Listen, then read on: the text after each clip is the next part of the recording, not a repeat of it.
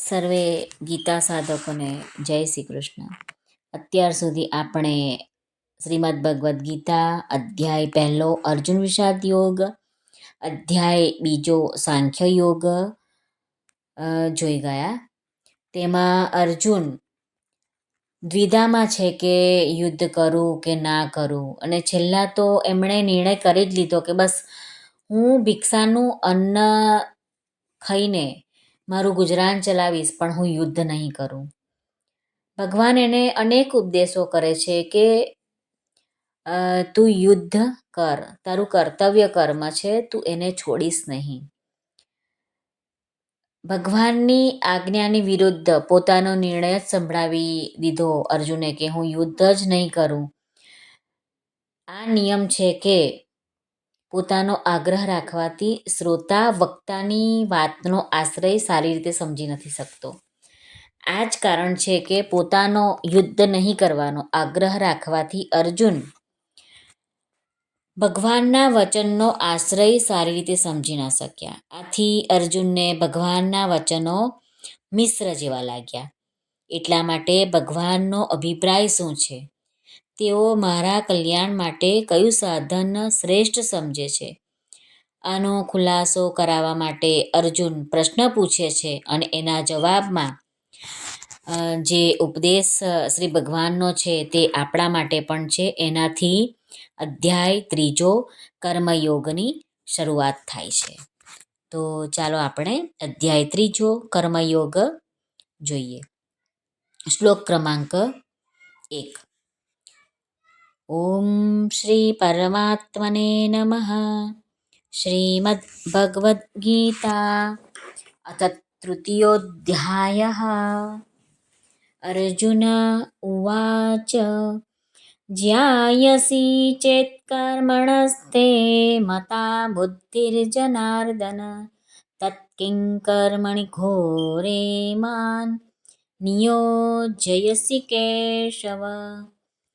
અર્જુન શ્રી ભગવાનને પ્રશ્ન પૂછે છે કે હે જનાર્દન, જો તમે કર્મ કરતા જ્ઞાનને ચડિયાતું માનો છો, તો પછી હે કેશવ, મને આ યુદ્ધરૂપી ભયાનક કર્મમાં કેમ જોડો છો? શ્લોક ક્રમાંક 2. યામિશ્રેણેવ વાક્યેન બુદ્ધિમ મોહયસીવ મે તદેકં વદ નિશ્ચિત્ય યેન શ્રેયોહમાપ્નુયામ.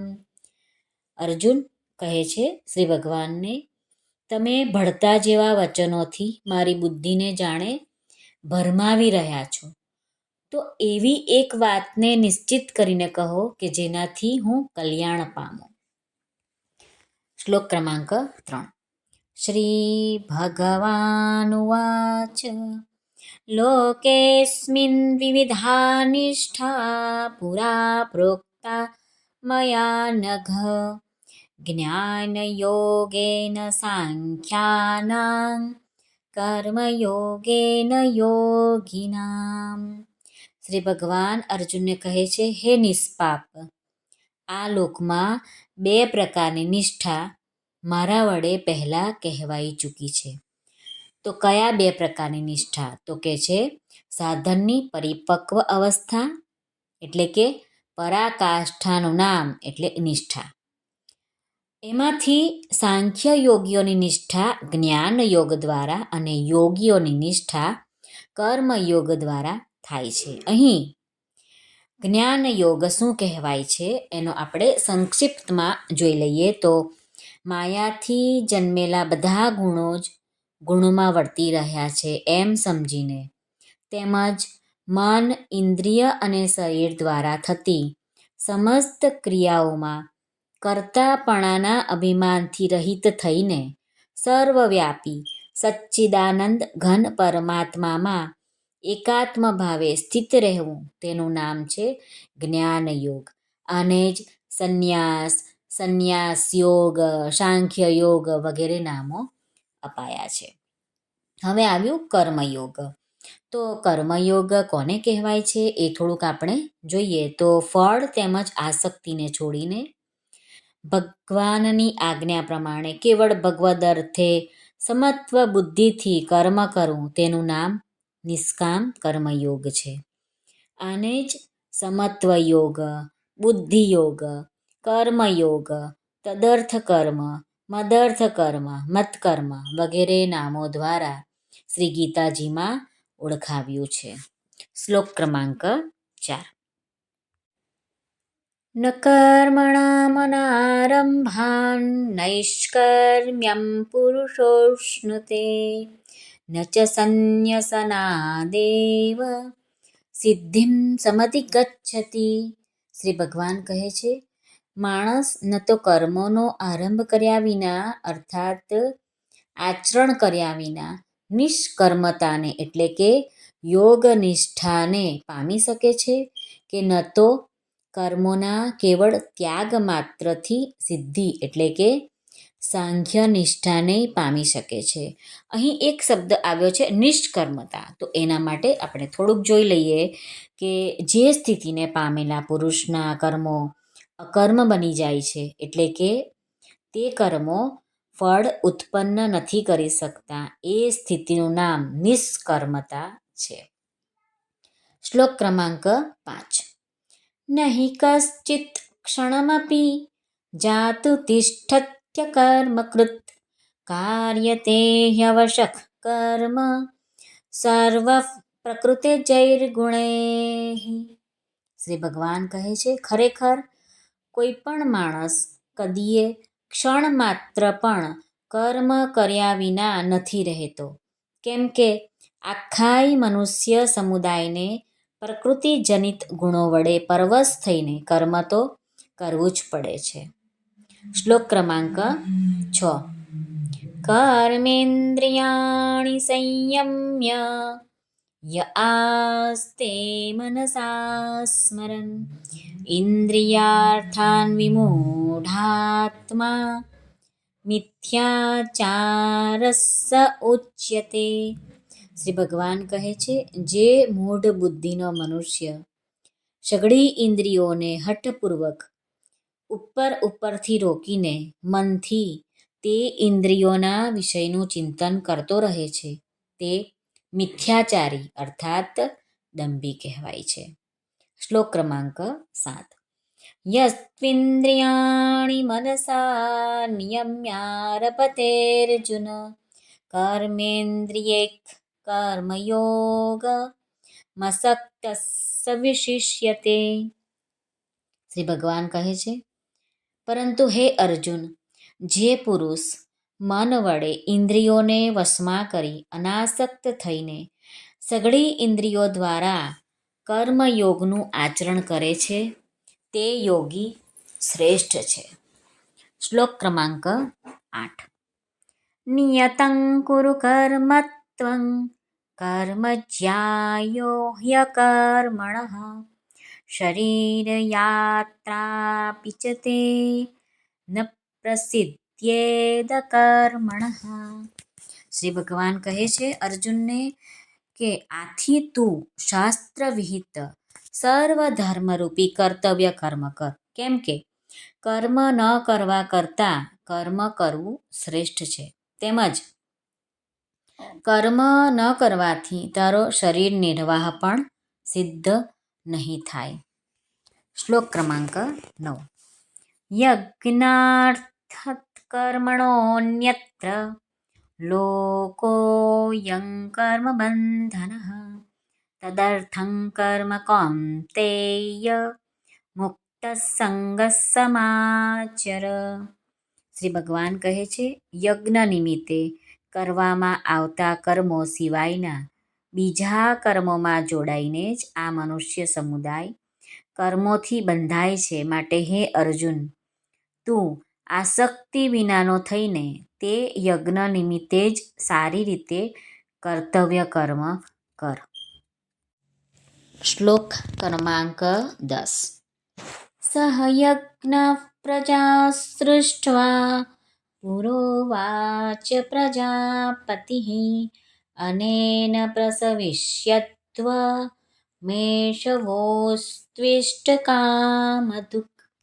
શ્રી ભગવાન કહે છે, પ્રજાપતિ બ્રહ્માએ કલ્પના આદિમાં અર્થાત સૃષ્ટિના આરંભે યજ્ઞ સહિત પ્રજાઓને સર્જીને તે પ્રજાઓને કહ્યું કે તમે આ યજ્ઞ દ્વારા વૃદ્ધિ પામો અને આ યજ્ઞ તમને બધાને ઈચ્છિત ભોગ આપનાર થાઓ. શ્લોક ક્રમાંક 11.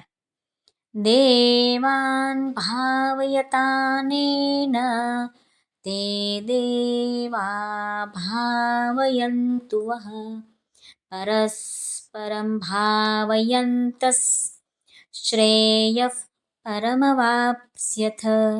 શ્રી ભગવાન કહે છે, તમે બધા આ યજ્ઞ વડે દેવતાઓને ઉન્નત કરો અને તે દેવતાઓ તમને બધાને ઉન્નત કરે. આ પ્રમાણે નિસ્વાર્થ ભાવે એકબીજાને ઉન્નત કરતા રહીને તમે બધા પરમ કલ્યાણને પામશો. શ્લોક ક્રમાંક 12. ઈષ્ટાન ભોગાન હિ વો દેવા દાસ્યન્તે યજ્ઞભાવિતાઃ તૈર્દત્તાન પ્રદાયૈભ્યો યો ભુંક્તેસ્તેન એવ સઃ. શ્રી ભગવાન કહે છે, યજ્ઞ વડે વૃદ્ધિ પામેલા દેવતાઓ તમને બધાને વણમાંગ્યે જ ઈચ્છિત ભોગો અવશ્ય આપતા રહેશે. આ રીતે તે દેવતાઓ દ્વારા અપાયેલા ભોગોને જે પુરુષ તે દેવતાઓને નહીં આપીને પોતે ભોગવે છે તે ચોર છે. શ્લોક ક્રમાંક 13. યજ્ઞશિષ્ટાશિનઃ સંતો મુચ્યન્તે સર્વકિલ્બિષૈઃ ભુંજ્યતે તે ત્વઘં પાપા યે પચન્ત્યાત્મકારણાત. શ્રી ભગવાન કહે છે, યજ્ઞમાંથી વધેલા અન્નને આરોગનારા શ્રેષ્ઠ પુરુષો સર્વ પાપોથી મુક્ત થઈ જાય છે અને જે પાપીઓ પોતાના શરીરના પોષણ માટે જ અન્ન રાંધે છે તેઓ તો પાપને જ ખાય છે. શ્લોક ક્રમાંક 14 અને 15. અન્નાદ ભવન્તિ ભૂતાનિ પર્જન્યાદન્ન સંભવઃ યજ્ઞાદ ભવતિ પર્જન્યો યજ્ઞઃ કર્મ સમુદ્ભવઃ. કર્મ બ્રહ્મોદ્ભવં વૃદ્ધિ બ્રહ્માક્ષર સમુદ્ભવં તસ્માत् સર્વગतं બ્રહ્મ નિત્યં યજ્ઞે પ્રતિષ્ઠિતમ. શ્રી ભગવાન કહે છે, સઘળા પ્રાણીઓ અન્નથી ઉત્પન્ન થાય છે. અન્નની ઉત્પત્તિ વરસાદથી થાય છે. વરસાદ યજ્ઞથી થાય છે અને યજ્ઞ વિહિત કર્મોથી ઉત્પન્ન થનારો છે. કર્મ સમુદાયને તું વેદથી ઉદ્ભવેલો અને વેદને અવિનાશી પરમાત્માથી ઉદ્ભવેલો જાણ. આથી સિદ્ધ થાય છે કે સર્વવ્યાપી પરમ અક્ષર પરમાત્મા સદાય યજ્ઞમાં પ્રતિષ્ઠિત છે. શ્લોક ક્રમાંક 16. એવં પ્રવર્તિતં ચક્રં નાનુવર્તયતિ યઃ અઘાયુરિન્દ્રિયારામો મોગં પાર્થ સ જીવતિ.